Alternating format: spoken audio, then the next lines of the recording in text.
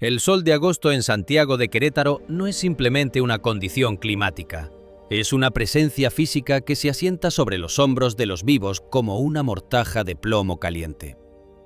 En las calles del centro histórico, donde las fachadas ocre y terracota parecen absorber la luz para luego irradiarla con una saña silenciosa, el aire se vuelve denso, cargado con el aroma del asfalto ardiente, el dulce mareante de las garapiñadas que se venden en las esquinas y el olor metálico de la canícula que reseca la garganta.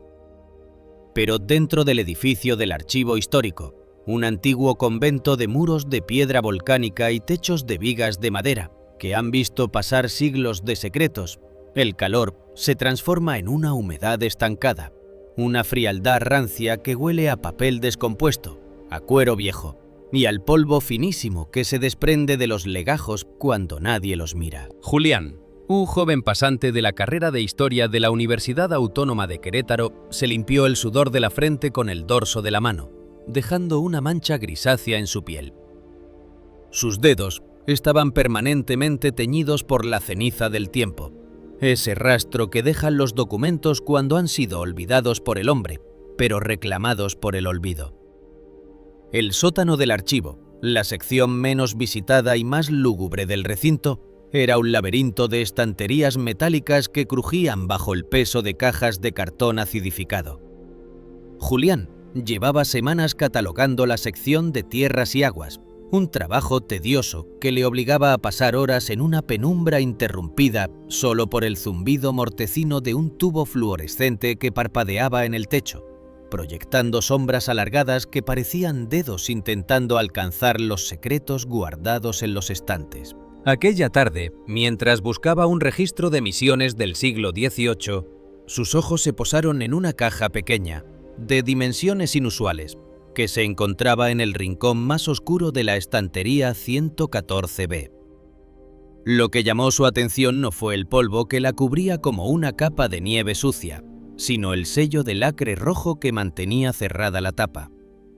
El lacre estaba intacto, una mancha de color sangre seca, que llevaba impreso el sello oficial de la dirección del archivo de 1994. Alrededor del sello, una nota escrita con una caligrafía temblorosa decía: «No abrir bajo ninguna circunstancia hasta que el tiempo encuentre su propio eco». Julián sintió un escalofrío que no tenía nada que ver con la temperatura del sótano. La curiosidad, esa enfermedad profesional de los historiadores, le palpitó en las sienes. Tomó la caja con una delicadeza casi religiosa. Pesaba menos de lo que esperaba. Al subirla a la mesa de trabajo, el crujido de la madera vieja bajo el cartón resonó en el silencio del sótano como un disparo. Con un escalpelo de precisión, cortó el lacre. El sonido del sello rompiéndose fue seco, definitivo, como el crujir de un hueso antiguo. Al levantar la tapa, un aire atrapado desde hacía 30 años escapó de la caja, golpeando su rostro con un aroma a ozono y sándalo, algo extraño y fuera de lugar entre tanto papel viejo. Dentro, envuelto en un lienzo de lino amarillento, se encontraba un mapa topográfico de las misiones franciscanas de la Sierra Gorda. El pergamino estaba rígido, sus bordes quemados por el tiempo, pero al desplegarlo sobre la mesa con ayuda de unos pesos de plomo, ocurrió algo que desafió toda lógica física. Un objeto se deslizó desde el interior de los pliegues del mapa y cayó al suelo con un chasquido sordo. Julián se inclinó para recogerlo. No era un documento colonial, ni una moneda antigua, ni una carta de amor perdida. Era una fotografía instantánea, una Polaroid. Lo primero que le impactó fue la temperatura del objeto. Estaba tibia, como si alguien la hubiera estado sosteniendo entre sus manos un segundo antes. Al darle la vuelta, su aliento se detuvo. Los colores de la imagen eran vibrantes, con esa saturación química característica de las fotos recién reveladas. La emulsión todavía brillaba bajo la luz mortecina del sótano. En la fotografía, una mujer de unos 50 años miraba directamente a la cámara. Tenía un rostro sereno, pero cargado de una melancolía insondable. Unos ojos oscuros que parecían taladrar el papel fotográfico. En sus manos, la mujer sostenía un ejemplar del Diario de Querétaro. Julián acercó la foto a sus ojos, entrecerrándolos para leer el titular. El periódico mostraba con una nitidez aterradora la fecha de ese mismo día.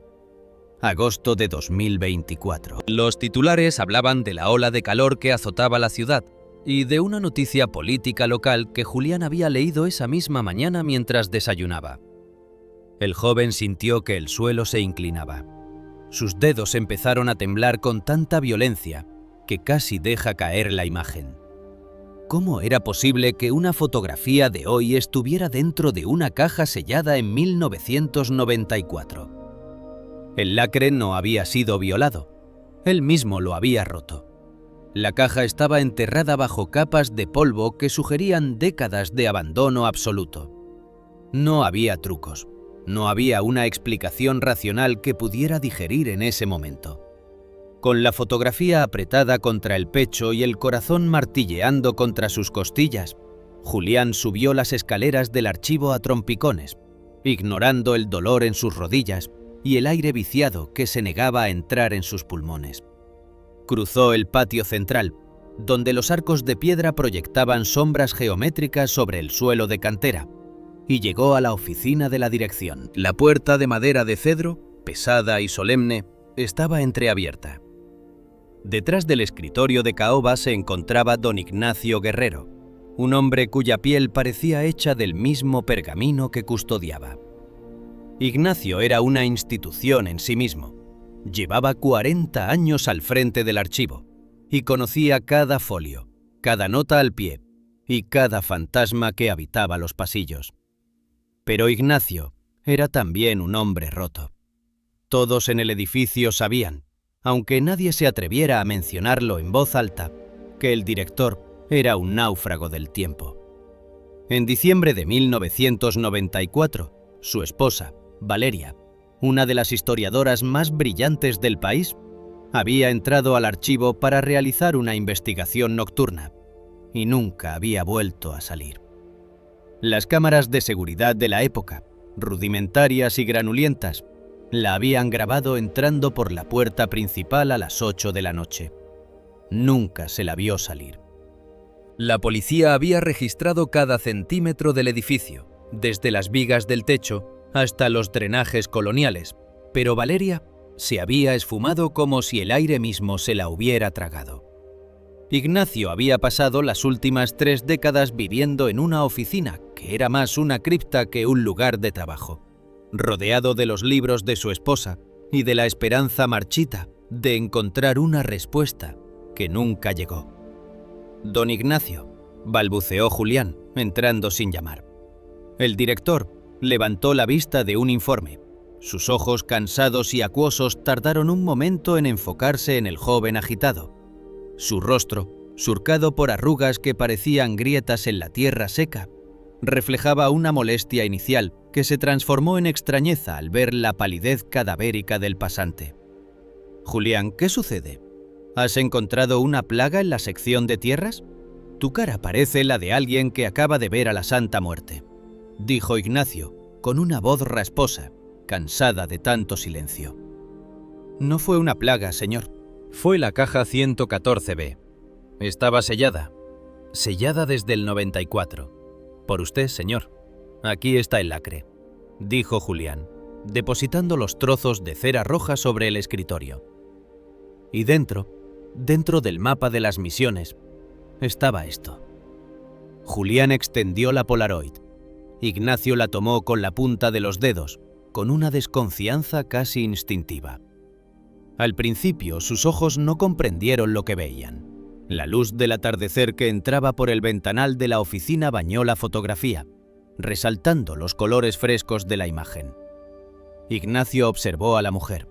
Observó sus rasgos, la curva de su nariz, el pequeño lunar cerca de su comisura izquierda, la forma en que sus cejas se arqueaban ligeramente.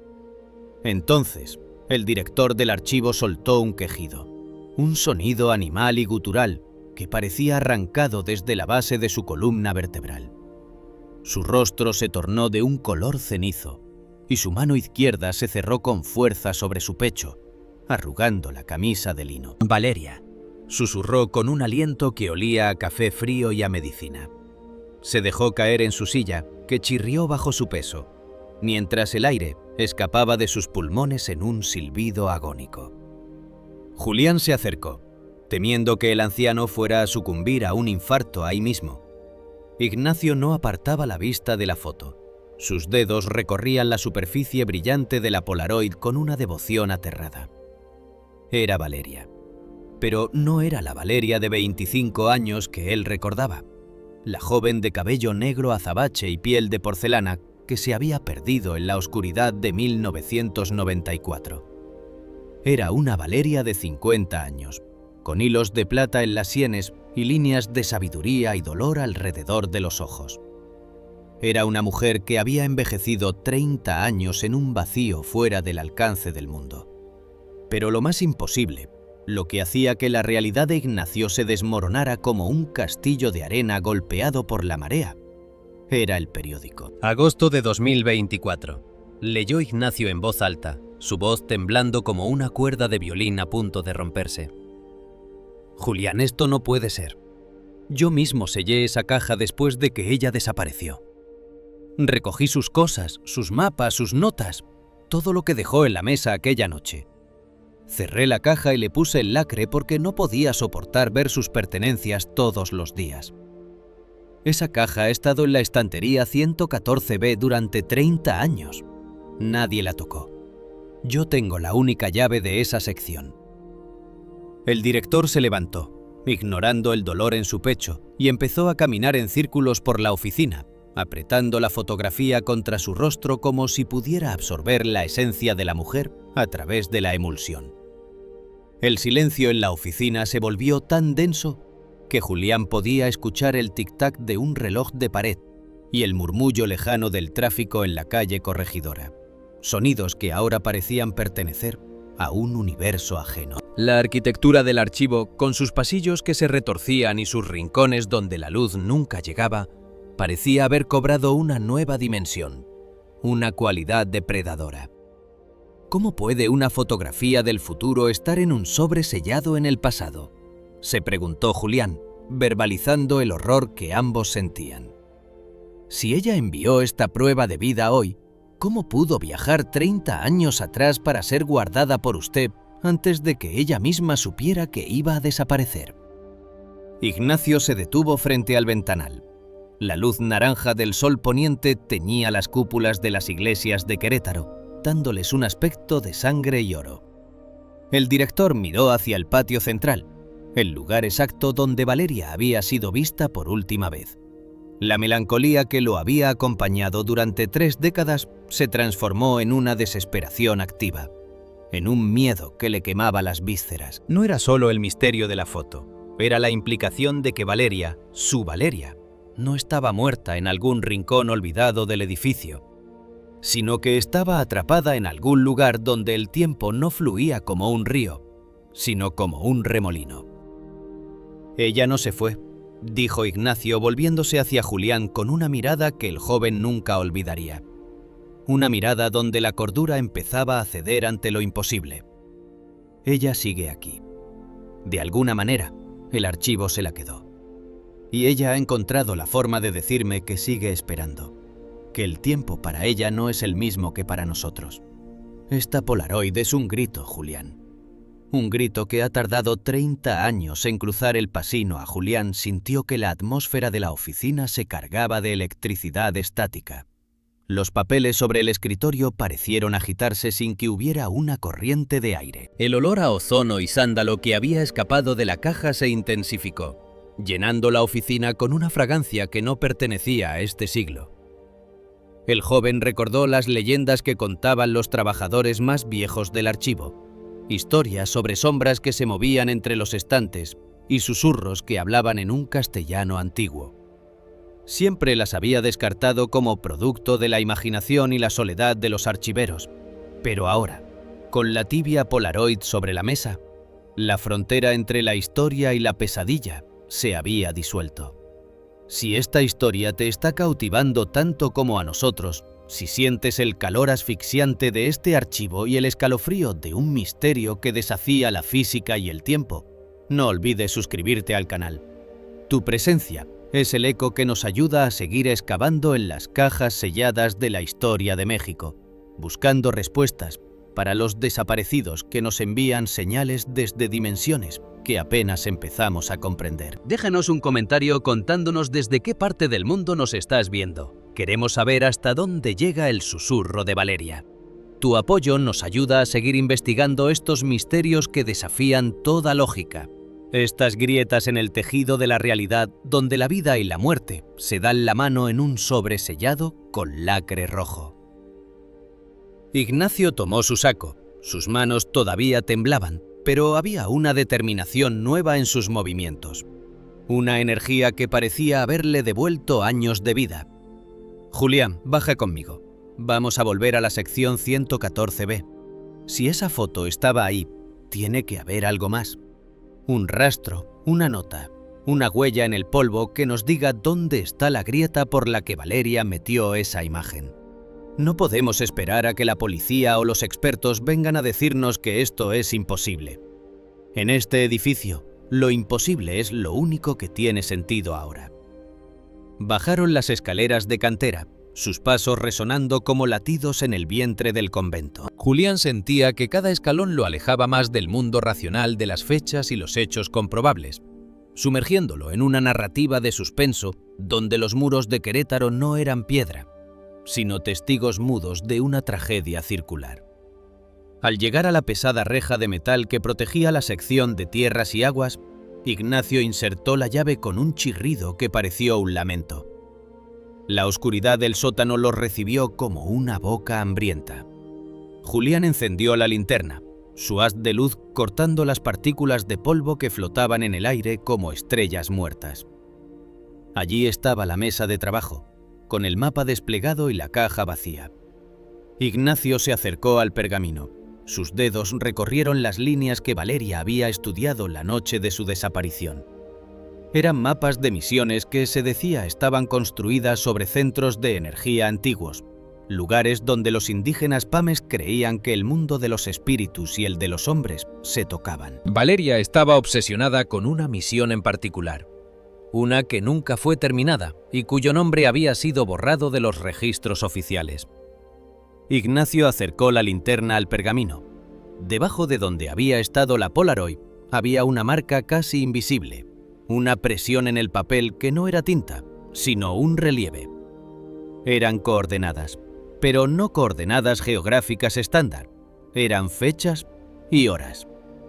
La primera era 15 de diciembre de 1994, 20:00 horas, la fecha de la desaparición. La segunda era la fecha de hoy. Julián sintió que el aire se volvía insoportablemente pesado, como si la presión atmosférica dentro del sótano hubiera aumentado de golpe.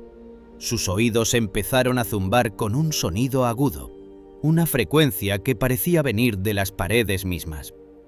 «Señor, mire la estantería», susurró Julián, señalando hacia el rincón donde había encontrado la caja.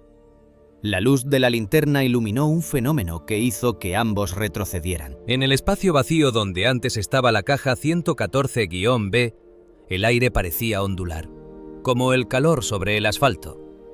Las motas de polvo no caían, sino que giraban en un vórtice lento, dibujando la silueta de una puerta que no existía.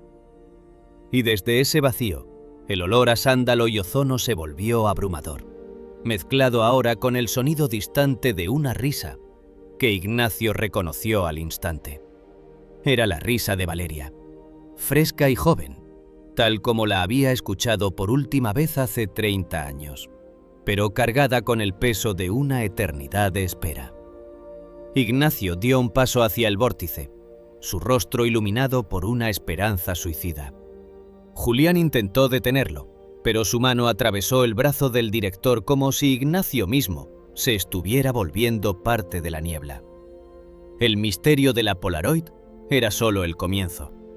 Valeria no solo había enviado una foto desde el futuro, estaba invitando a Ignacio a cruzar el umbral donde el ayer y el hoy se funden en un solo instante eterno. Querétaro seguía allá arriba, con sus turistas y sus leyendas de fantasmas de cartón piedra. Pero aquí abajo, en el corazón del archivo, la verdadera historia estaba a punto de escribirse con el lacre rojo de lo imposible. En el otoño de 1994, Santiago de Querétaro no era la metrópoli industrial y acelerada que es hoy, sino una ciudad de ritmos pausados, donde el tiempo parecía enredarse en las bugambilias que desbordaban los muros de piedra y donde el crepúsculo teñía de un violeta místico las cúpulas de sus innumerables iglesias. Era un año de cambios, de una modernidad que asomaba la cabeza con timidez, pero en el corazón del centro histórico, el pasado seguía dictando las reglas del aire. La casa de Valeria y Miguel Ignacio Guerrero, situada en una de las callejas empedradas que suben hacia el Templo de la Cruz, era un refugio de calidez doméstica y ambición intelectual, que olía perpetuamente a café de olla con canela, a tierra húmeda de las macetas de barro y al aroma dulzón y avinagrado de los libros antiguos que Valeria solía rescatar de bazares y mercados de viejo. Ese noviembre, el clima en Querétaro se había vuelto inusualmente caprichoso. Por las mañanas, una niebla fina y helada descendía desde los cerros circundantes, envolviendo el acueducto en una gasa grisácea que obligaba a los transeúntes a apretar sus abrigos de lana y a buscar el calor de los puestos de tamales. Valeria se despertaba siempre antes que el sol, cuando el cielo todavía tenía ese color azul acero que precede al alba. Su ritual comenzaba en la cocina, una estancia de azulejos de Talavera desgastados donde la luz de la bombilla de filamento proyectaba una calidez anaranjada. Mientras el agua burbujeaba en la estufa de gas, Valeria preparaba el desayuno con una eficiencia silenciosa, aunque sus pensamientos ya estaban a kilómetros de distancia, sumergidos en los túneles y las criptas que ella juraba que corrían bajo los pies de los queretanos. Miguel Ignacio, a quien ella llamaba simplemente Miguel con una ternura que a veces la desarmaba, solía entrar en la cocina arrastrando las pantuflas, con el cabello alborotado y esa mirada de hombre bueno que todavía no se ha despertado del todo. Él era el guardián de la memoria física de la ciudad, el encargado de que los documentos coloniales no se convirtieran en polvo, mientras que ella era la exploradora de lo invisible. Se sentaban a la mesa de madera rústica, una pieza pesada que Miguel había lijado y barnizado con sus propias manos, y compartían trozos de pan dulce comprado en la panadería de la esquina, todavía tibio, y con el azúcar cristalizada crujiendo entre los dientes. «Fíjate en este plano, Miguel», decía Valeria, extendiendo sobre el mantel de cuadros una reproducción de un mapa de 1780, mientras apartaba su taza de café. Los ingenieros de la corona española eran precisos, casi obsesivos. Dibujaban cada acequia, cada cimiento, cada contrafuerte. Pero aquí, entre el convento de San Francisco y el de Santa Clara, hay un vacío, un espacio de silencio, como yo lo llamo. Es un hueco en la narrativa arquitectónica que no tiene sentido. No hay casas, no hay establos, no hay nada registrado. Pero si caminas por la calle Madero, sientes que el suelo resuena de forma distinta. Miguel sonreía, limpiándose las migajas de la barba, y la miraba con una mezcla de admiración y temor. Conocía esa chispa en los ojos oscuros de su esposa. Era la misma chispa que la había llevado a graduarse con honores, y la misma que la hacía pasar horas bajo el sol inclemente de la Sierra Gorda, buscando vestigios de misiones perdidas. «Vale, mija, a veces creo que ves fantasmas donde solo hay cimientos viejos», respondía él, rodeando la mano de ella con la suya, sintiendo la textura de la piel de Valeria, siempre un poco fría, siempre manchada con leves trazos de tinta negra o polvo de archivo. Querétaro es una ciudad de capas. Los españoles construyeron sobre lo indígena y nosotros sobre los españoles. Los silencios de los mapas suelen ser solo olvidos de los escribanos que tenían prisa por irse a dormir. No es olvido, Miguel, es ocultamiento, insistía ella, y su risa clara, una risa que recordaba al tintineo del cristal, llenaba la cocina, disipando por un momento la solemnidad de sus palabras. Esos espacios de silencio guardan la verdadera historia, la que no quisieron que se supiera. El archivo donde trabajas fue un convento, y antes de eso fue otra cosa. Las paredes tienen capas de cal, pero debajo de la cal hay marcas. Y yo voy a encontrar lo que hay debajo. La conversación solía interrumpirse por el llanto suave y rítmico que venía de la habitación contigua. Valeria se levantaba de inmediato, movida por una intuición materna que parecía un hilo invisible conectado a su pecho. Sofía, su hija de apenas 11 meses, era el sol alrededor del cual orbitaba su universo privado. Valeria la tomaba en brazos, sintiendo el calorcito húmedo de la bebé, ese olor a talco y a leche que era el único contrapunto real a su obsesión por los sótanos fríos. En esas mañanas de noviembre, planeaban el primer cumpleaños de la niña con una ilusión que hacía que las sombras del futuro parecieran imposibles. Miguel hablaba de comprar un pastel en la pastelería tradicional del centro, y Valeria imaginaba vestir a Sofía con un ropón de encaje que había pertenecido a su propia abuela. Pero a medida que el mes avanzaba, la obsesión de Valeria por el archivo histórico se volvió más densa, más física. Ya no eran solo conjeturas. Valeria pasaba noches enteras en los sótanos del recinto, un lugar donde el aire parecía haberse detenido en el siglo XVII y donde el silencio no era la ausencia de ruido, sino una presión auditiva que hacía que los oídos pitaran. Miguel, en su puesto de subdirector y encargado de la preservación, le permitía el acceso fuera de horario, confiando en su profesionalismo, aunque por dentro un nudo de preocupación empezaba a apretarle el estómago. El archivo histórico de Querétaro, ubicado en el antiguo convento, era una construcción imponente de muros gruesos, diseñados para resistir el paso de los siglos y para mantener fuera el ruido del mundo exterior. Valeria se instalaba en una mesa de trabajo en el segundo sótano, una zona que Miguel solía evitar porque la luz eléctrica allí siempre parecía insuficiente, como si la piedra misma absorbiera los fotones antes de que pudieran iluminar los rincones. Valeria se rodeaba de lámparas de escritorio que proyectaban círculos de luz amarillenta sobre pergaminos que crujían al menor contacto, desprendiendo un polvillo fino que le irritaba la garganta y le hacía lagrimear los ojos. Sus dedos estaban permanentemente teñidos de gris por el grafito y el polvo de los documentos. Sus ojos, antes brillantes y llenos de una curiosidad juguetona, empezaron a mostrar ojeras profundas, sombras violáceas que hablaban de una falta de sueño crónica. Miguel la veía llegar a casa a las 3 o 4 de la mañana, con la ropa oliendo a humedad rancia y a cera de vela, con el cabello desordenado y las manos temblorosas por el exceso de cafeína y la excitación intelectual.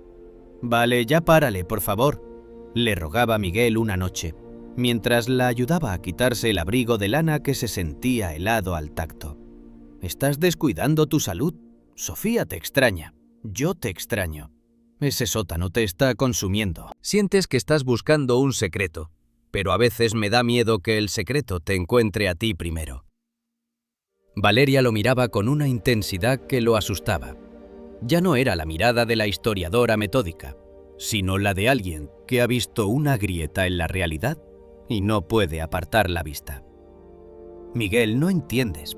Las paredes del sótano no son solo piedra. Hay marcas de cantero que no coinciden con ninguna orden religiosa. Hay túneles que no figuran en los registros de la ciudad. Pasadizos que conectan el archivo con lugares que oficialmente no existen. He encontrado menciones a un receptáculo de sombras debajo del altar mayor. Si logro demostrar que los mapas oficiales omitieron estos espacios a propósito, cambiaremos la historia de Querétaro. Sabremos por qué se fundó la ciudad exactamente aquí y qué es lo que realmente están custodiando estos muros». Miguel recordaba la sensación física de las manos de Valeria en ese momento. Estaban gélidas, como si el frío del sótano se le hubiera metido en los huesos y se negara a salir. Intentaba calentarlas entre las suyas, pero era como frotar dos piedras de río. Ella se soltaba suavemente y volvía a sus mapas, a sus notas escritas con una letra cada vez más pequeña y apretada, casi ilegible para cualquiera que no fuera ella misma. La arquitectura del archivo era su cárcel y su pasión. El edificio tenía rincones donde la geometría parecía volverse caprichosa. Valeria hablaba de ecos que llegaban antes que el sonido que los producía, de sombras que se movían de forma independiente a la fuente de luz, y de una sensación de ser observada que no la abandonaba ni siquiera cuando estaba sola en la habitación cerrada bajo llave. Miguel intentaba racionalizarlo, atribuyéndolo a la fatiga y a la sugestión de trabajar en un edificio tan antiguo, pero Valeria no aceptaba explicaciones simples. Aquel noviembre, el viento queretano soplaba con una fuerza inusual, aullando entre las vigas del archivo y haciendo que las persianas de madera golpearan rítmicamente contra la piedra. El aire traía un aroma a incienso quemado y a hojas secas, una mezcla que en Querétaro siempre anuncia la cercanía de lo sagrado y lo oculto. Valeria decía que el viento le traía voces, susurros de antiguos archiveros que le indicaban dónde buscar, qué folio abrir, qué piedra presionar. Miguel la escuchaba con el corazón encogido, preguntándose en qué momento su esposa había cruzado la línea entre la erudición y la obsesión. La casa de Valeria y Miguel, que antes era un santuario de risas y planes futuros, se convirtió en una sala de espera silenciosa. Sofía, con la sensibilidad inexplicable de los bebés, solía quedarse mirando hacia la puerta de entrada, balbuceando palabras que sonaban a nombres olvidados. Las plantas en el patio empezaron a marchitarse, como si la energía de la casa se estuviera drenando hacia el edificio del archivo. Miguel intentaba mantener la normalidad, regando los geranios y barriendo las hojas secas, pero la ausencia emocional de Valeria dejaba un vacío que ninguna rutina podía llenar. Valeria estaba convencida de que las paredes del archivo guardaban una especie de memoria física, una grabación en la piedra que solo se revelaba ante quien supiera descifrar los espacios de silencio. Ella creía que la ciudad oficial era solo una máscara, una fachada construida para ocultar una red subterránea de conocimiento y poder que databa de antes de la llegada de los españoles. Sus cuadernos de notas se llenaron de diagramas complejos que unían estrellas con puntos geográficos del centro histórico, de transcripciones de diarios de monjes que hablaban de puertas que se abren sin manos, y de mapas topográficos donde ella trazaba líneas rojas sobre lo que ella llamaba los nervios de la tierra. La última semana de noviembre, Valeria dejó de desayunar con Miguel. Se limitaba a tomar una taza de café negro, de pie frente a la ventana, mirando hacia la mole de piedra del archivo, con una expresión de urgencia desesperada. Sus manos estaban constantemente manchadas de una tinta que parecía no salir con agua ni jabón, una mancha oscura que se extendía bajo sus uñas como una marca de nacimiento ganada en la oscuridad. «Miguel, hoy es el día», le dijo ella la mañana del 15 de diciembre, con una voz que era apenas un susurro quebrado. «He encontrado la clave en el legajo de tierras y aguas que Julián, que el pasante, encontró». Hay una referencia a un mapa sellado con lacre rojo. Si ese mapa es lo que creo que es, demostraré que el archivo no se construyó aquí por accidente. Se construyó para sellar algo. Y yo voy a romper el sello. Miguel la miró con una angustia que le quemaba la garganta. Quiso abrazarla. Quiso encerrarla en la casa y no dejarla salir hasta que la obsesión se disipara. Pero Valeria tenía una fuerza espiritual que él no podía doblegar. La vio salir de la casa, envuelta en su abrigo de lana gris, con su bolsa de cuero llena de herramientas de medición y cuadernos. El cielo de Querétaro estaba de un color plomizo, anunciando una tormenta que nunca llegó a estallar sobre la ciudad, pero que parecía concentrarse sobre los tejados del centro. Valeria caminó por la calle Corregidora, sus pasos resonando contra la cantera con una cadencia metálica. Miguel la observó desde el balcón, hasta que su figura se perdió tras la pesada puerta de madera del archivo histórico. Fue la última vez que sintió el calor de su presencia en el mundo físico. Lo que siguió fueron 30 años de silencio, de una búsqueda que agotó su fortuna, su salud y casi su cordura. El archivo se tragó a Valeria, y con ella se tragó la risa clara, los planes para el cumpleaños de Sofía y la luz de una casa que nunca volvió a oler a café con canela. Ese noviembre de 1994 quedó congelado en la memoria de Miguel como un cuadro de claroscuro. El contraste entre la luz dorada de sus mañanas iniciales y la oscuridad absoluta de los sótanos donde su esposa desapareció. Valeria se había convertido en parte de los espacios de silencio que tanto buscaba, transformándose en una ausencia que pesaba más que cualquier presencia. Y mientras Miguel envejecía entre las estanterías del archivo, preguntándose en qué centímetro de piedra se había ocultado su mujer, Valeria seguía allí, moviéndose en un tiempo que Miguel no podía percibir, enviando señales a través de cajas selladas con lacre rojo que tardarían 3 décadas en encontrar su camino hacia la luz de un agosto asfixiante en 2024. El contexto de su desaparición no era solo un misterio policial. Era una tragedia tejida en la arquitectura de una ciudad que se niega a revelar lo que guarda bajo su piel de cantera y cal. Cada rincón del archivo, cada viga y cada folio eran ahora monumentos a una mujer que amó demasiado la historia, hasta que la historia decidió que ella debía formar parte de su misterio más insondable. Aquel sábado 12 de noviembre de 1994, Santiago de Querétaro se hundía en un crepúsculo de tonalidades violáceas y magentas. Un cielo que parecía el reflejo de las uvas pisadas en las vendimias de Tequisquiapan, extendiéndose con una belleza melancólica sobre las cúpulas barrocas del centro histórico. El frío de la tarde empezaba a filtrarse por las junturas de las ventanas coloniales, trayendo consigo ese olor característico del altiplano mexicano cuando se acerca el invierno. Una mezcla de humo de leña distante, tierra seca que exhala sus últimos suspiros de calor y el aroma de los esquites con epazote que los vendedores ambulantes empezaban a preparar en la plaza de armas. Dentro del archivo histórico, el aire se sentía mucho más denso. Una materia invisible compuesta de partículas de piel muerta, polvo de pergaminos del siglo XVII y esa humedad rancia que solo se genera en los edificios construidos con cal y canto, donde los muros tienen 3 metros de espesor y el sol es un visitante que nunca logra cruzar el umbral de las estancias interiores. Miguel Ignacio Guerrero miraba su reloj de pulso, un viejo Citizen de carátula blanca que emitía un tic-tac casi imperceptible pero rítmico, como el corazón de un insecto atrapado en ámbar. Eran pasadas las 6 de la tarde.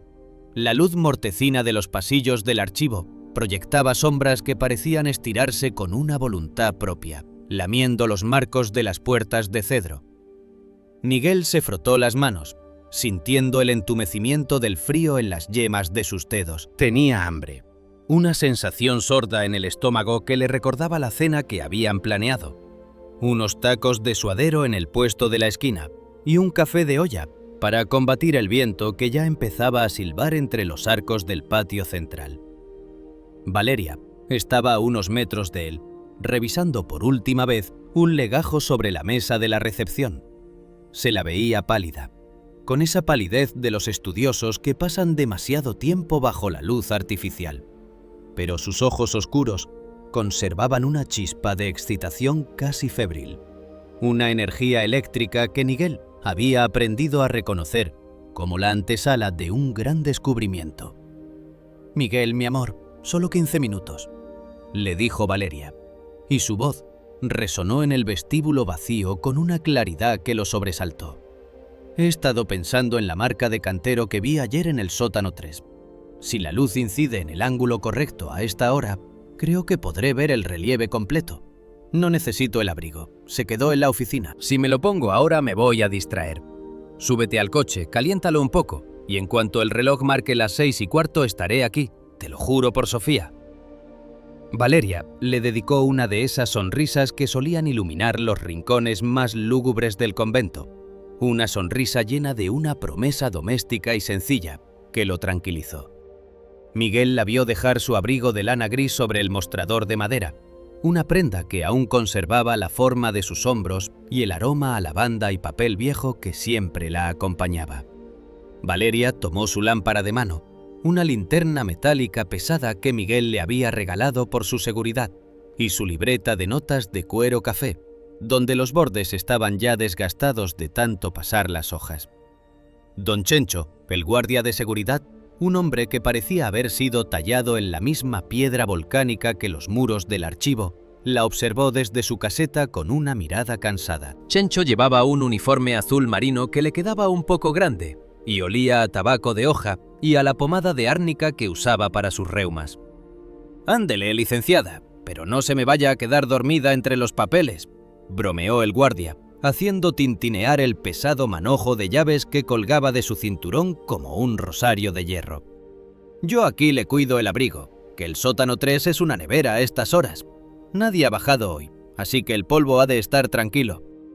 Valeria asintió con un gesto juguetón y empezó a bajar la escalera de caracol que conducía a las entrañas del edificio.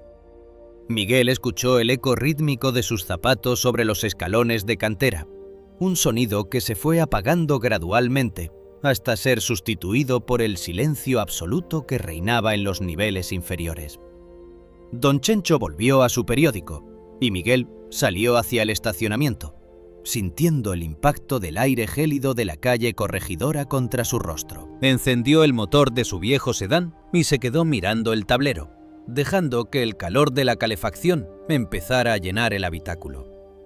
Se sentía extrañamente inquieto, una sensación de hormigueo en la base del cráneo, como si el aire de Querétaro se hubiera vuelto demasiado delgado, demasiado frágil. Pasaron los 15 minutos. El reloj del tablero marcó las 6:15, luego las 6:20. Miguel, con la paciencia de quien ha vivido años al lado de una académica obsesiva, se permitió una sonrisa resignada. Conocía a Valeria. Para ella, 15 minutos eran una unidad de tiempo elástica que podía estirarse hasta el infinito cuando se trataba de un documento inédito o una marca misteriosa en la pared.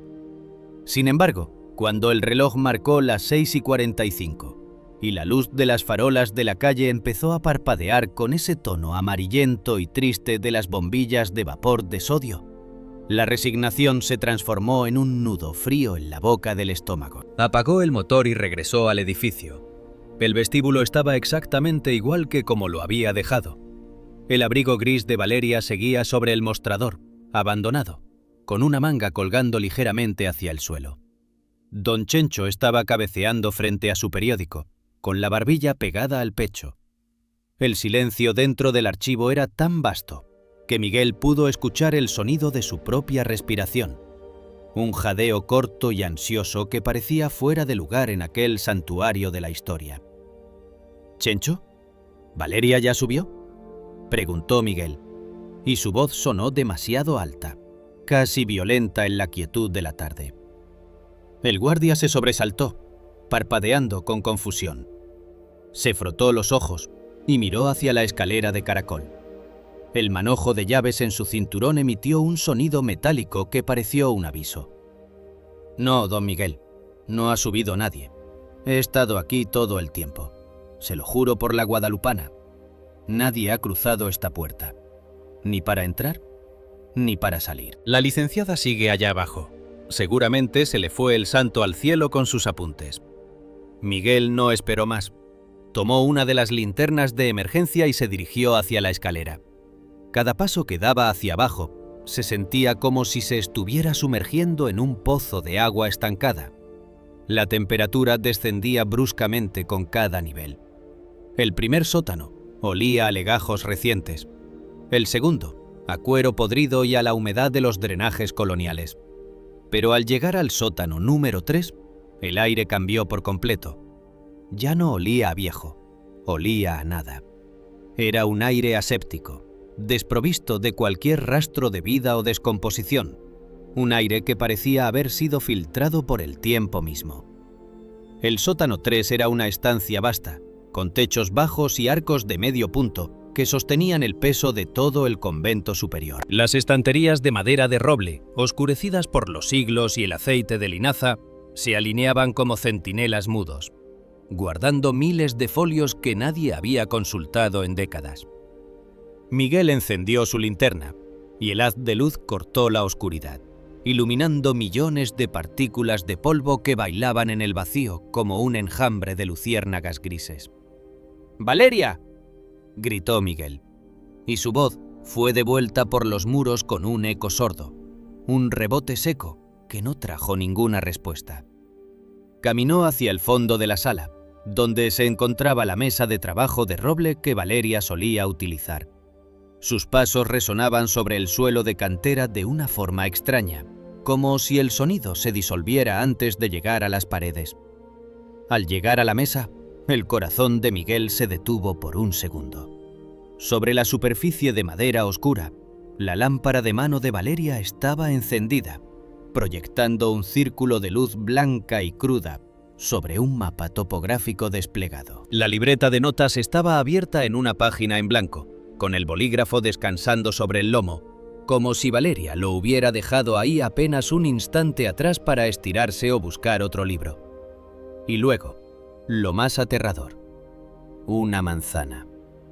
Una pequeña manzana roja, de esas que Valeria solía llevar consigo para mitigar el hambre durante las jornadas largas. Estaba sobre el escritorio, con un mordisco circular perfecto. Miguel se acercó y la tocó con la punta de los dedos. La pulpa de la fruta estaba blanca, jugosa, sin un solo rastro de la oxidación amarillenta que aparece a los pocos minutos de ser expuesta al aire. Estaba fresca, como si Valeria acabara de morderla segundos antes de que él llegara a la mesa. El jugo de la manzana todavía brillaba en el borde del corte. Miguel sintió que las paredes del sótano empezaban a cerrarse sobre él. Miró debajo de la mesa, detrás de las estanterías, dentro de los armarios de archivos. No había huellas de lucha, ni un solo papel fuera de lugar, ni una mancha de sangre, ni el sonido de una respiración oculta. Las salidas traseras del sótano habían sido selladas con ladrillos y cemento hacía más de 50 años. La única forma de entrar o salir de esa habitación era la escalera por la que él acababa de bajar, la misma que don Chencho había estado vigilando sin apartar la vista. «Valeria, no juegues conmigo. ¡Sal de ahí!», gritó Miguel, y su voz ya no tenía autoridad, solo un pánico primario, el miedo de un niño perdido en un cementerio. Bajó don Chencho, alertado por los gritos, tropezando con sus propias piernas y jadeando por el esfuerzo. El guardia llegó a la mesa de trabajo y se quedó mudo al ver la lámpara encendida y la manzana fresca. Se santiguó 3 veces, murmurando oraciones entre dientes, mientras sus ojos recorrían las sombras que se proyectaban en los rincones del sótano. «Don Miguel, esto no es de este mundo», susurró Chencho, y su voz temblaba con una vibración que parecía venir de la tierra misma. «Yo no me moví de mi silla. Nadie pasó por delante de mí. Nadie. Si la licenciada no está aquí, es porque la piedra se la bebió. Mi abuelo decía que estos conventos tienen hambre, que a veces se abren cuando el tiempo se dobla y se quedan con lo que más les gusta». Miguel ignoró las supersticiones del guardia y empezó a tirar los libros de las estanterías, buscando una puerta oculta, un pasadizo secreto, cualquier explicación racional que evitara que su mente se rompiera en 1000 pedazos. Gritó el nombre de su esposa hasta que su garganta empezó a sangrar y su voz se convirtió en un susurro ronco. Pasó 1 hora, luego 2. La policía de Querétaro llegó poco antes de la medianoche, con sus uniformes relucientes y sus linternas de alta potencia, que violaron la oscuridad sagrada del sótano 3. Trajeron perros de búsqueda, pastores alemanes entrenados para rastrear el olor humano más sutil, pero los animales se detuvieron en seco al llegar a la mesa de roble. Gimieron, metieron la cola entre las patas y se negaron a avanzar hacia los estantes de libros antiguos, como si olfatearan un abismo que sus sentidos no podían procesar. El sótano fue registrado centímetro a centímetro, Los peritos buscaron huellas dactilares, rastros de fibras, cualquier indicio de violencia. No encontraron nada más que el polvo acumulado de los siglos. La manzana, que para entonces ya debería haber empezado a oscurecerse, seguía mostrando una pulpa blanca y fresca, desafiando las leyes biológicas del tiempo y la descomposición. El oficial a cargo miró a Miguel con una mezcla de lástima y sospecha, esa mirada inquisidora que se reserva para los maridos que parecen demasiado tranquilos o demasiado desesperados. «Señor Guerrero, dígame la verdad. ¿Tenían problemas? ¿Valeria quería irse?», preguntó el oficial, anotando en su libreta bajo la luz fría de las lámparas fluorescentes de la policía. Miguel lo miró sin comprender. La pregunta le pareció un insulto a la realidad que estaba viviendo. Miró el abrigo gris de Valeria que la policía había bajado desde la recepción. Estaba ahí, vacío, una cáscara de lana que representaba todo lo que quedaba de su vida compartida. Sofía estaba en casa de su abuela, durmiendo, esperando un cumpleaños que ahora parecía una broma macabra del destino. Ella iba a cenar conmigo, logró decir Miguel, y sus palabras salieron como piedras pesadas. Solo iba a bajar 15 minutos. Dejó su abrigo porque tenía prisa por volver a mi lado. No había problemas. No había planes de fuga. Solo había una marca de cantero y un espacio de silencio que quería llenar. Esa noche, la arquitectura colonial de Querétaro pareció cerrarse sobre sí misma, volviéndose más hermética, más secreta. Los titulares de la mañana siguiente hablarían de la misteriosa desaparición de una brillante historiadora, y las teorías se multiplicarían como hongos en la humedad. Un secuestro político, un amante secreto, un accidente fatal ocultado por el propio archivo. Pero nadie, absolutamente nadie fuera de aquel sótano, podía entender el horror de la manzana fresca y la lámpara encendida en una habitación sin salida. Valeria Guerrero no se había ido, se había disuelto en el tejido mismo del edificio, convirtiéndose en un susurro, atrapado en las fibras de los libros antiguos y en una sombra que a partir de ese momento caminaría para siempre por los espacios de silencio que tanto se había empeñado en descubrir. Miguel se quedó solo frente a la mesa de roble, rodeado por el silencio absoluto de un sótano que se había convertido en la tumba de su felicidad, mientras afuera, el sol de un nuevo domingo empezaba a teñir de oro las calles de una ciudad que seguía respirando, ignorante de la grieta que se había abierto en su corazón de piedra.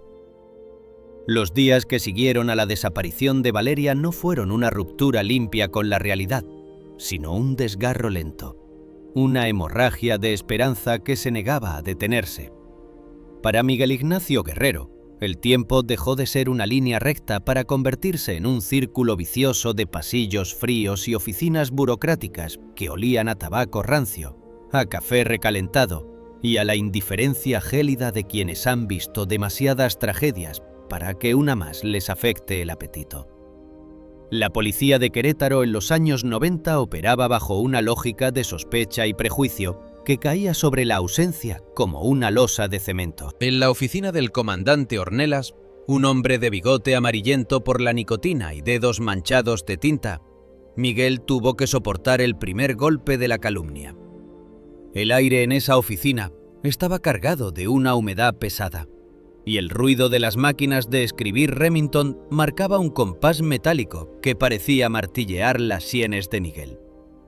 «Mire, jefe, vamos a ser realistas», decía Ornelas, recargándose en su silla de piel sintética que chirriaba con cada movimiento, mientras lanzaba una densa nube de humo de su cigarro hacia el techo manchado. Las mujeres como su esposa, tan estudiadas, tan independientes, a veces se cansan de la rutina. Querétaro es una ciudad chica, pero el mundo es grande. ¿No habrá por ahí algún colega, algún historiador con el que se pasara muchas horas en el sótano? A lo mejor no se disolvió en el aire, sino que se subió a un autobús con destino a la capital o a la frontera. O tal vez se llevó algunos de esos papeles viejos que tanto valen para venderlos por allá. No sería la primera vez que una novia se nos da a la fuga para empezar de cero, sin el peso del marido y la criatura. Miguel sentía que la sangre se le convertía en hielo. Las palabras del comandante no eran solo una negligencia profesional. Eran un escupitajo sobre la memoria de la mujer que dormía abrazada a él cada noche. La mujer que se despertaba de madrugada para amamantar a Sofía con una ternura que ninguna sospecha podía manchar. Intentaba explicar lo de la manzana fresca, lo de la lámpara encendida en un sótano sin salida, pero sus palabras morían antes de llegar a los oídos de Ornelas, quien solo veía en Miguel a un hombre patético que no quería aceptar que su esposa lo había abandonado. La investigación oficial fue una simulación de 3 semanas. Un par de interrogatorios superficiales a los trabajadores del archivo, una revisión descuidada de los registros de autobuses y un informe final que hablaba de un abandono de hogar voluntario. El nombre de Valeria quedó sepultado bajo el polvo de la apatía administrativa, clasificado en un cajón de casos sin resolver que nadie tenía intención de abrir. Entonces comenzó el calvario de las pertenencias. Para Miguel, cada objeto en su casa de la calle de la Cruz era un recordatorio lacerante de lo que ya no estaba.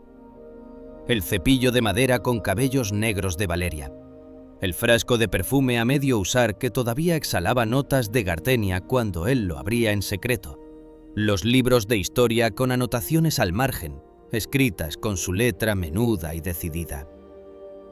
Para financiar su propia búsqueda, Miguel tuvo que empezar a desmantelar su vida. Primero fue el coche, aquel viejo sedán donde Valeria solía recargar la cabeza en su hombro durante los viajes a la sierra. Luego fueron las joyas de la familia, los pendientes de perlas y el anillo de compromiso, que ella se quitaba para trabajar en el sótano y que se habían quedado en el joyero de la recámara. Cada venta era una pequeña traición, un jirón de carne que se arrancaba a sí mismo para pagar a peritos privados que prometían milagros y entregaban solo informes vagos y facturas exorbitantes. Contrató a hombres que olían a ginebra y a fracaso, detectives que aseguraban tener contactos en la Interpol o en la Secretaría de Gobernación, pero que terminaban desapareciendo en cuanto el dinero se agotaba. Miguel se mudó de la casa que habían compartido a un departamento pequeño y oscuro cerca de la antigua estación de tren, un lugar donde las paredes parecían exudar la misma tristeza que él cargaba en los huesos. El olor a café con canela de las mañanas fue sustituido por el olor a soledad y a la humedad de los documentos que él mismo empezó a robar del archivo para estudiarlos en casa, buscando una pista, una marca, un hilo que lo llevara de vuelta a Valeria. Sofía creció a la sombra de esa ausencia. Miguel la veía jugar en el piso de la sala, rodeada de los juguetes que su madre le había comprado en su último mes de vida en el mundo físico. La niña preguntaba por mamá, con una frecuencia que fue disminuyendo a medida que el vacío se convertía en una condición natural de su existencia.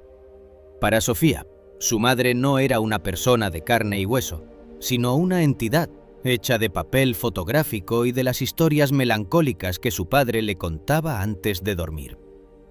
La miraba en la foto de la boda, una imagen donde Valeria sonreía con una luz que Miguel ya no encontraba en ninguna parte de Querétaro. Sofía heredó los ojos de su madre, esos ojos oscuros y profundos que parecían guardar un secreto antiguo.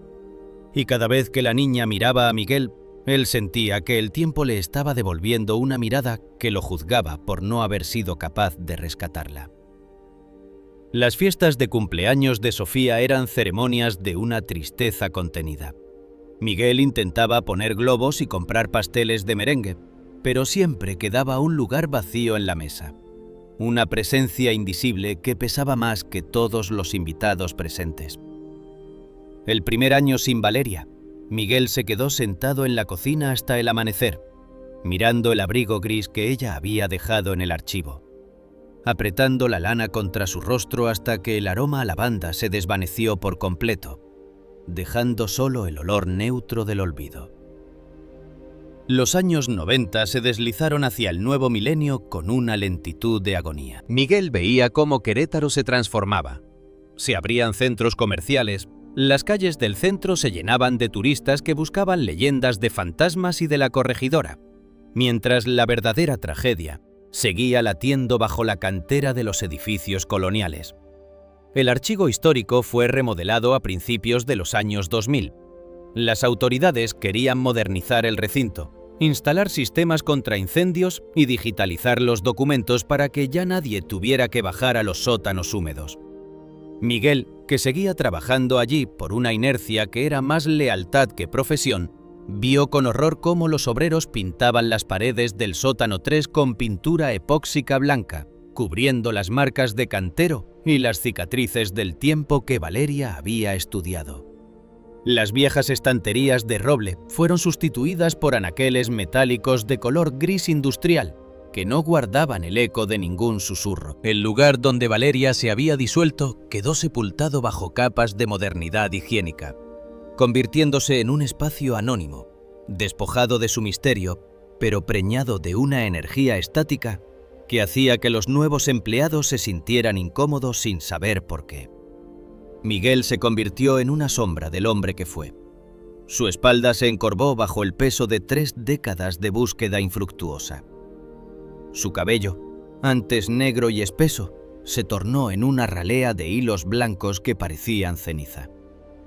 Cada tarde, después de salir del trabajo, Miguel iniciaba su ritual.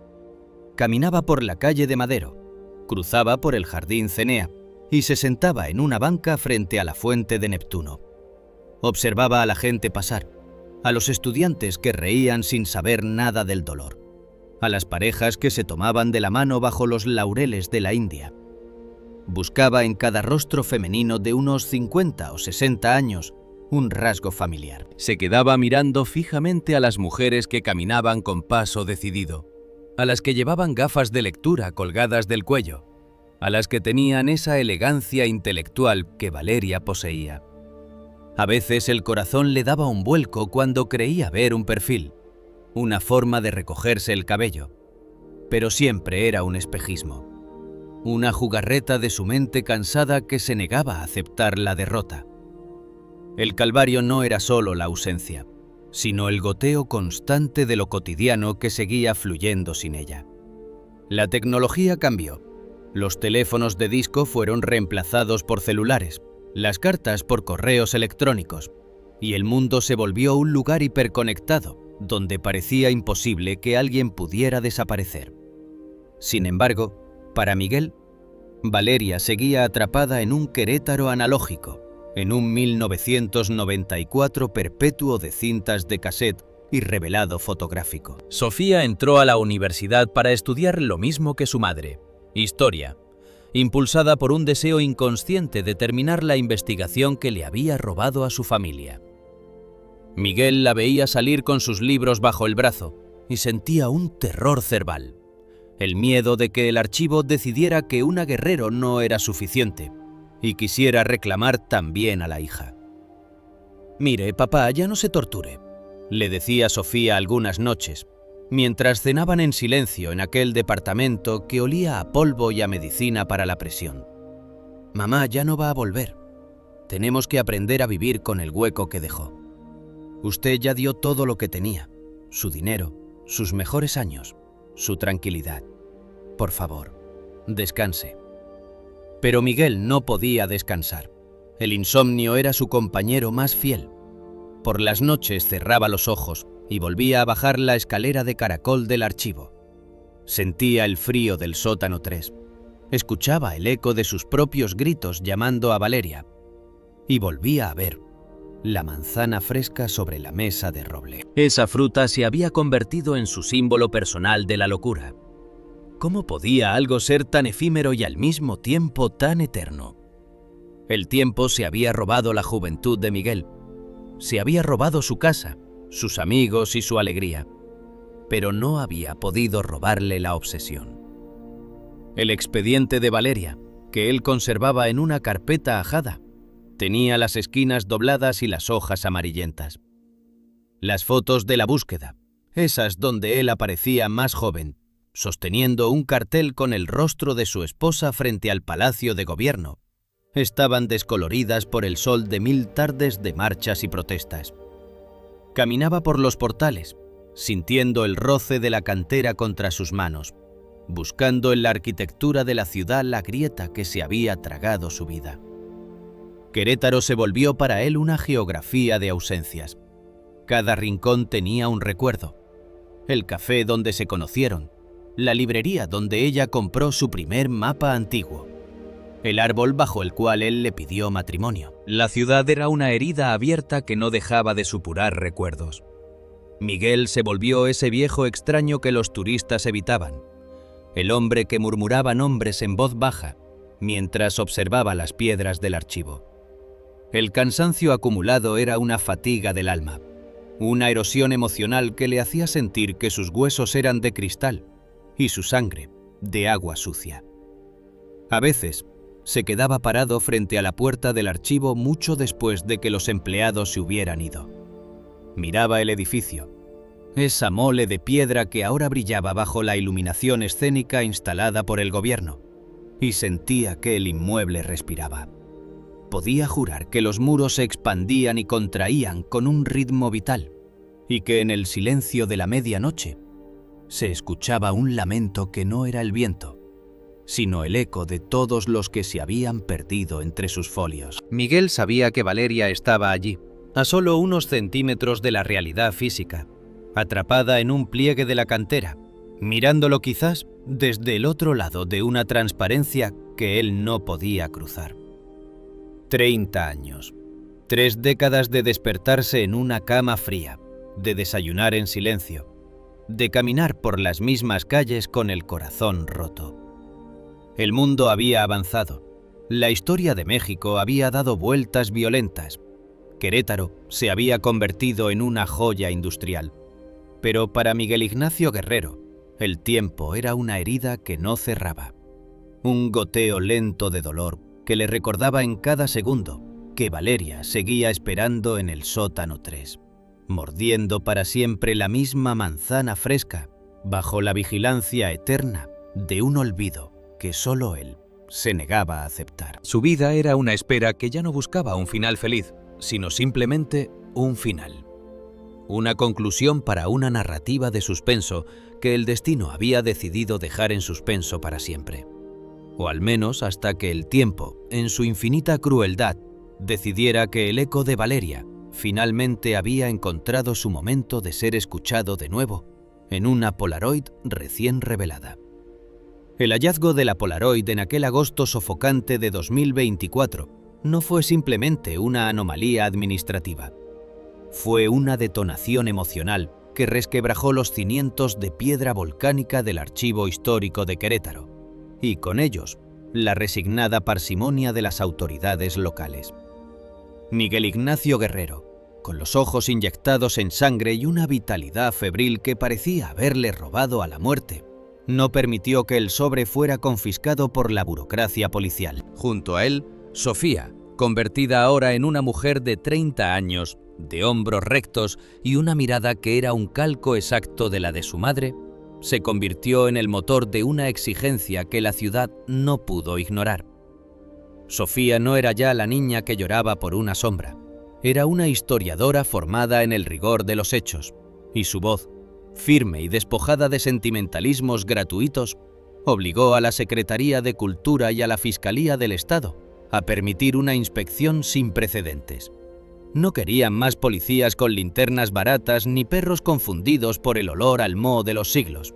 Querían tecnología LIDAR de última generación, un escaneo láser capaz de desnudar la anatomía oculta del antiguo convento, de atravesar la cal y el canto para revelar los secretos que la arquitectura colonial se había empeñado en proteger. La tarde de la inspección, el ambiente en el archivo era de una tensión eléctrica, casi insoportable. El calor del exterior parecía haberse concentrado en el patio central, pero en el sótano 3, la atmósfera era de un frío digital, cortado por el zumbido de los equipos tecnológicos. Los técnicos, hombres jóvenes con chalecos de alta visibilidad que contrastaban violentamente con la solemnidad del recinto, instalaron los trípodes y los escáneres láser en los puntos estratégicos que Valeria había marcado en sus últimos mapas de 1994. Miguel y Sofía observaban las pantallas de los monitores, donde la realidad sólida del archivo empezaba a transformarse en una nube de puntos verdes y azules, un esqueleto transparente de Querétaro que se revelaba ante sus ojos.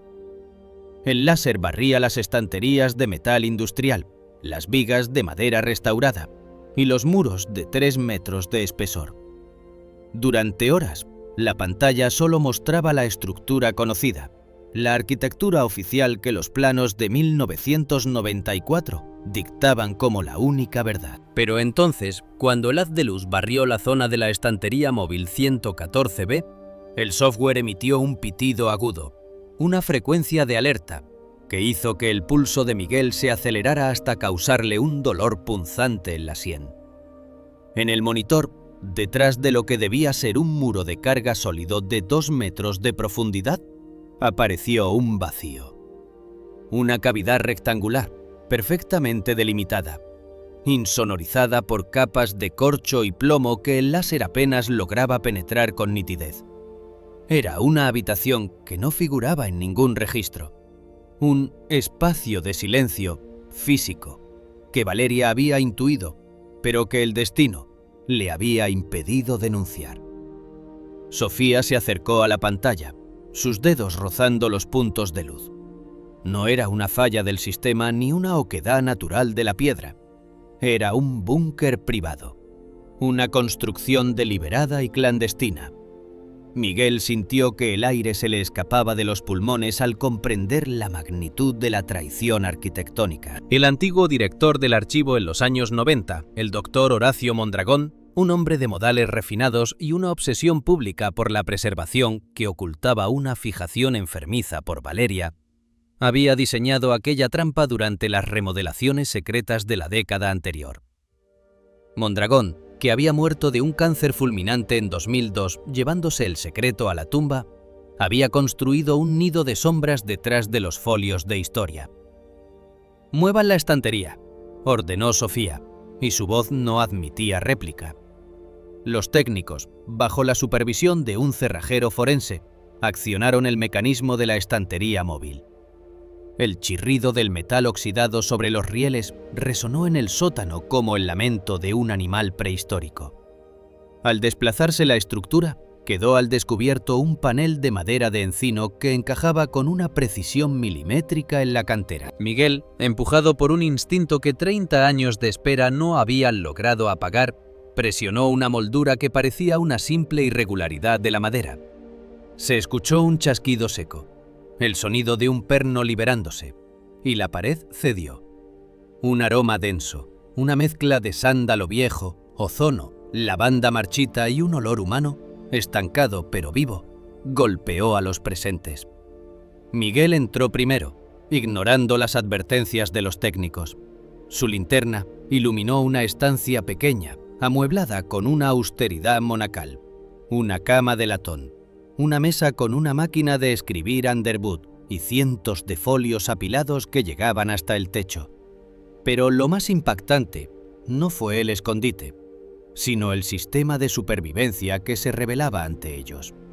La cavidad no era un callejón sin salida, era el nodo central de una red de pasadizos ocultos, estrechos túneles de servicio que Mondragón había aprovechado de los antiguos acueductos internos del convento. Esas venas de piedra conectaban el búnker con la despensa de una cafetería antigua llamada El Mirador, un local que colindaba con la parte trasera del archivo y que había operado durante décadas con una rotación constante de personal. Miguel comprendió con un horror sagrado que Valeria no había estado muerta, sino que había pasado 30 años viviendo en las entrañas de la ciudad, moviéndose como un fantasma entre los muros. Había desarrollado una ceguera de túnel, una adaptación física de sus pupilas a la penumbra perpetua y un síndrome de Estocolmo con el silencio mismo. Valeria no era ya la mujer que reía con claridad en la cocina de la calle de la Cruz. Se había convertido en la guardiana de una dimensión paralela. Una mujer que había aprendido a alimentarse de los restos de la cafetería, robando comida en la madrugada como una sombra hambrienta, y que había encontrado en el búnker su único refugio contra un mundo que creía que la había olvidado. En el fondo de la estancia, sentada en una silla de mimbre, había una figura que parecía hecha de humo y memoria. Era la mujer de la Polaroid. Llevaba un vestido gris que recordaba al abrigo que había dejado en la recepción en 1994, ahora raído y remendado con hilos de diferentes colores. Valeria levantó la vista y sus ojos, de un color negro líquido, tardaron varios segundos en enfocar la luz de las linternas. Sus manos, manchadas permanentemente con la tinta negra que Miguel reconoció de sus sueños, sostenían una pluma estilográfica.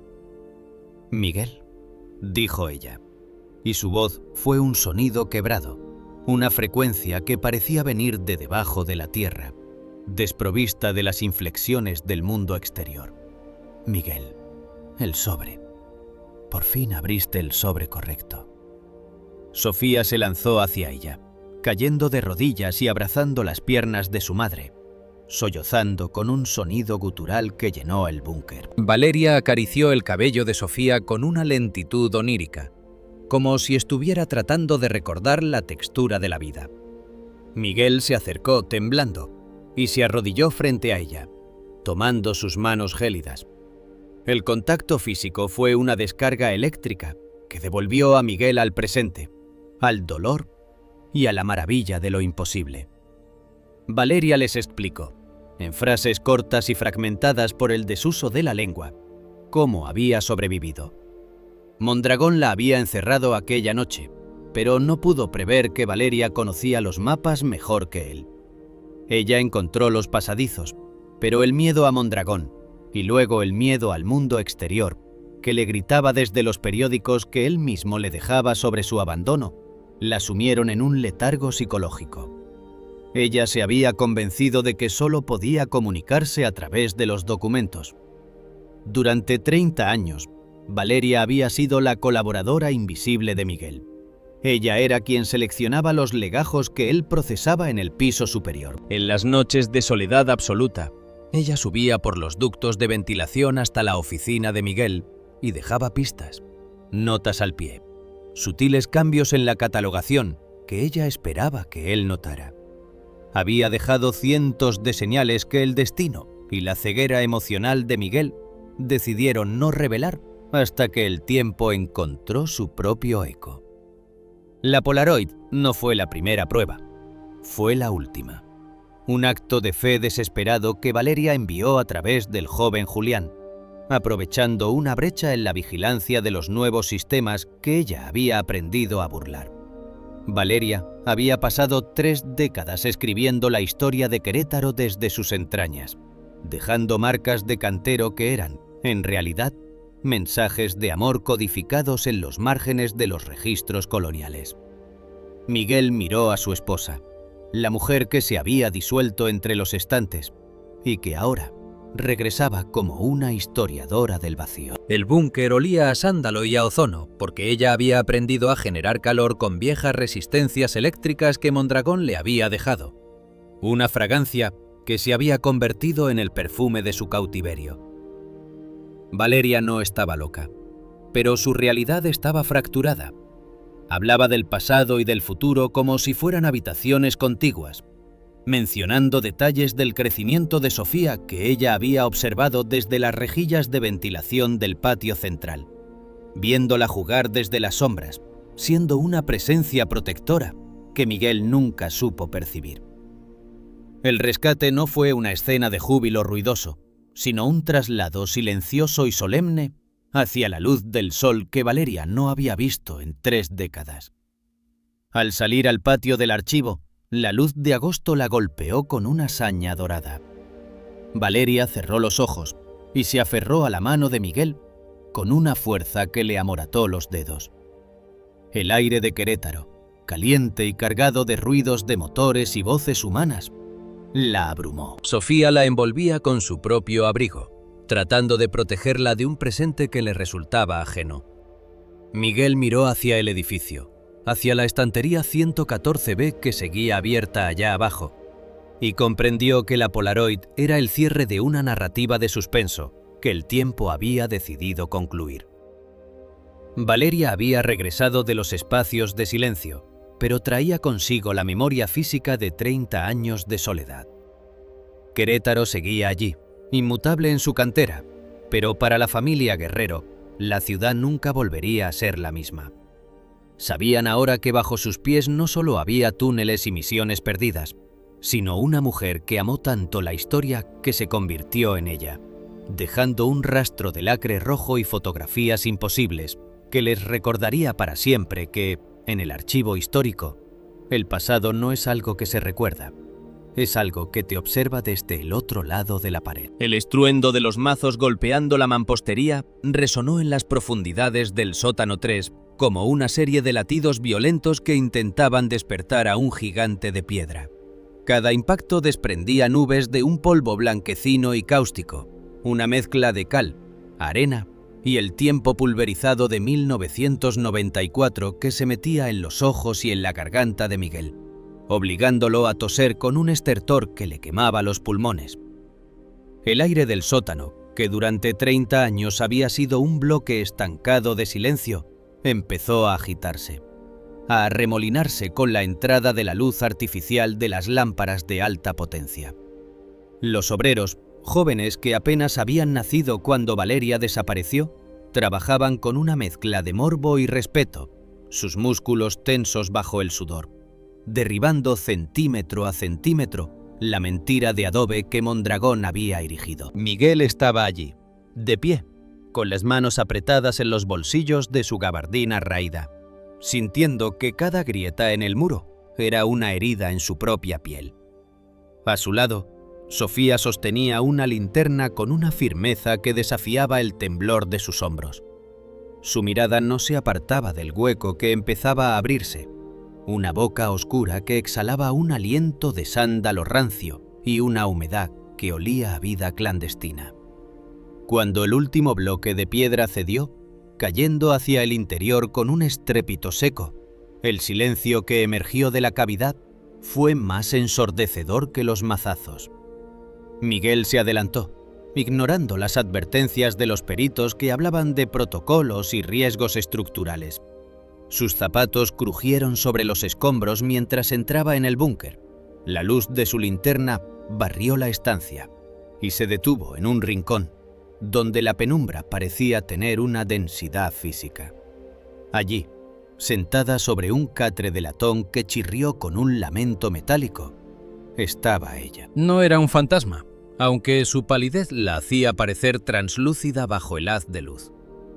Valeria lo miró, y Miguel sintió que el universo entero se contraía. Su cabello, que en sus recuerdos era una cascada de azabache, ahora era de una blancura absoluta. Una ralea de hilos de plata que le caía sobre los hombros como la escarcha de un invierno interminable. Sus manos, apoyadas sobre su regazo, estaban manchadas de una tinta negra y persistente, una mancha que se extendía por sus dedos y bajo sus uñas, dibujando el mapa de 3 décadas de palabras escritas en la oscuridad. Valeria abrió la boca, pero de su garganta solo salió un sonido seco, un roce de cuerdas vocales oxidadas por el desuso. Había olvidado la mecánica de la conversación, el ritmo de las sílabas, la calidez de las vocales compartidas. Sus ojos, enormes y acuosos, parpadearon con violencia ante la luz del mundo exterior, unas pupilas que habían aprendido a dilatarse en la sombra y que ahora sufrían el asalto de la realidad.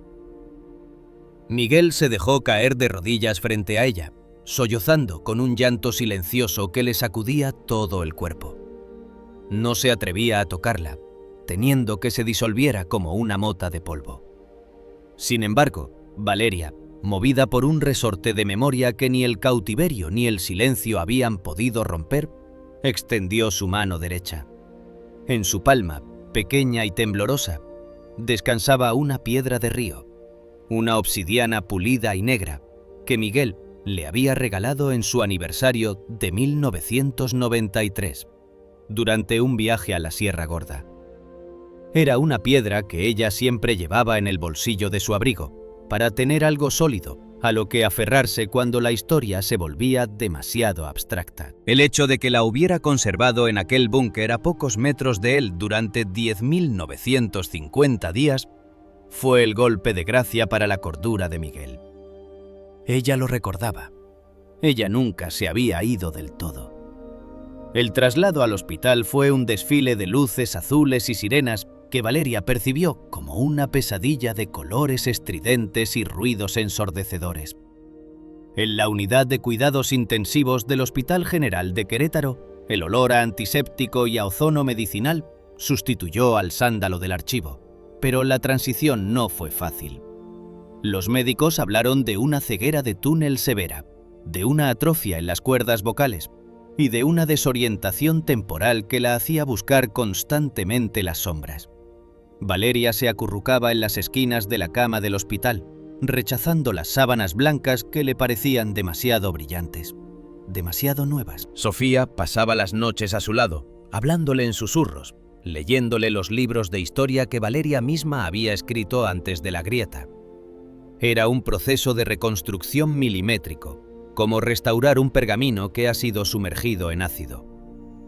La revelación más dolorosa de la recuperación fue la comprensión de la proximidad.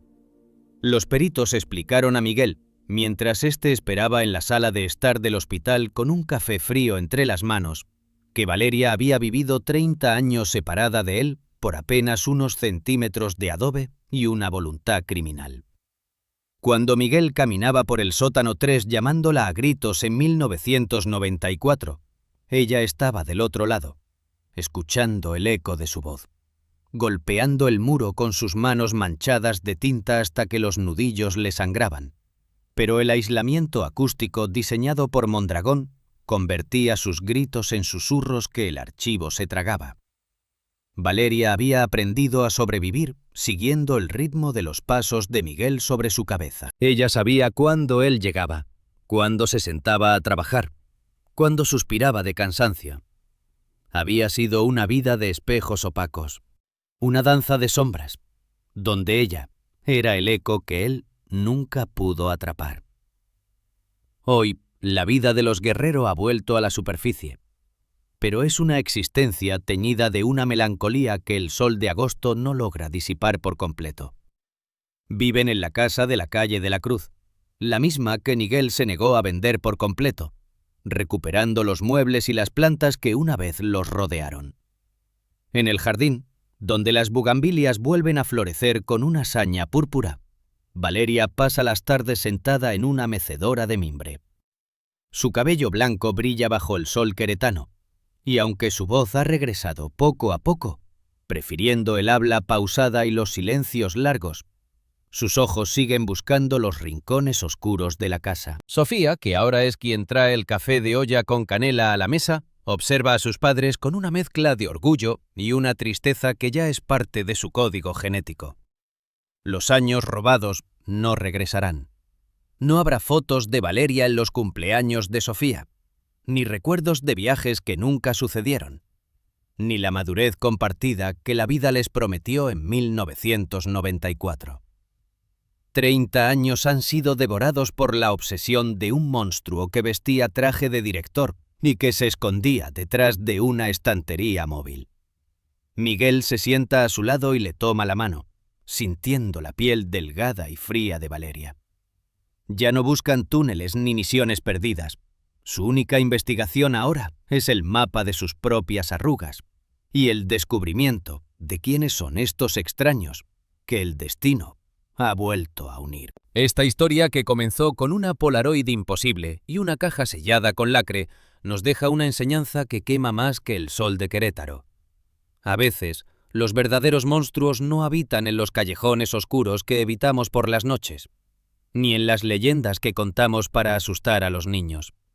Los monstruos están en las paredes de nuestra vida cotidiana, en las personas que nos saludan con una sonrisa profesional y que construyen búnkeres de silencio en los espacios que creemos seguros. El mal no siempre es un estruendo. A veces es una estantería que se desliza sin hacer ruido, y un muro de adobe que nos separa de lo que más amamos por apenas unos centímetros.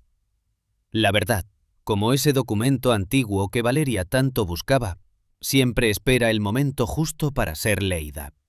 Puede tardar 3 décadas, puede quedar sepultada bajo capas de pintura epóxica y burocracia, pero la verdad tiene una paciencia mineral, una resistencia que el olvido no puede vencer. La esperanza de Miguel no fue la locura de un viejo decrépito, sino el hilo de Ariadna que finalmente sacó a Valeria de la oscuridad del laberinto.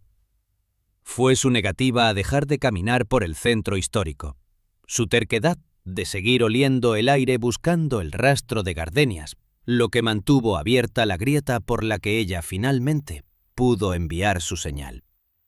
Mientras el sol se pone tras el cerro de las campanas, tiñendo el jardín de un oro viejo que parece el color de la justicia tardía, Valeria extiende la piedra de río hacia Miguel. Él la toma, y por un instante, el peso de la obsidiana anula los 30 años de vacío. El archivo sigue allá abajo, con sus millones de folios y sus sombras perpetuas, pero la caja 114B está vacía por fin. El misterio ha sido resuelto. La deuda con el tiempo ha sido pagada con intereses de dolor. Y la familia Guerrero intenta, día con día, aprender a respirar en un mundo que tiene demasiada luz y demasiado ruido. Esta historia termina aquí, pero el eco de los pasos de Valeria en el sótano 3 seguirá resonando en cada muro de Querétaro, recordándonos que nunca estamos tan lejos de quienes amamos y que a veces solo hace falta derribar la pared correcta para descubrir que la vida nos ha estado esperando del otro lado de nuestro propio silencio. Si este desenlace ha removido las fibras de tu alma, si has sentido el peso de esa piedra de río y la frialdad de ese búnker de adobe, te damos las gracias por acompañarnos hasta el final de este laberinto. Tu apoyo es el oxígeno que permite que estas historias que necesitan ser contadas no se queden atrapadas en los espacios de silencio de la historia de México. No olvides suscribirte y compartir este relato. Nunca sabemos quién puede estar necesitando ese hilo de esperanza para salir de su propia oscuridad. Déjanos un comentario final. Queremos leer tus pensamientos, saber qué sentiste cuando el muro cayó. Desde Querétaro, donde las piedras hablan y el tiempo a veces se dobla, te damos las gracias por ser el testigo de la verdad de los Guerrero. Porque mientras alguien escuche, mientras alguien recuerde, nadie está verdaderamente desaparecido.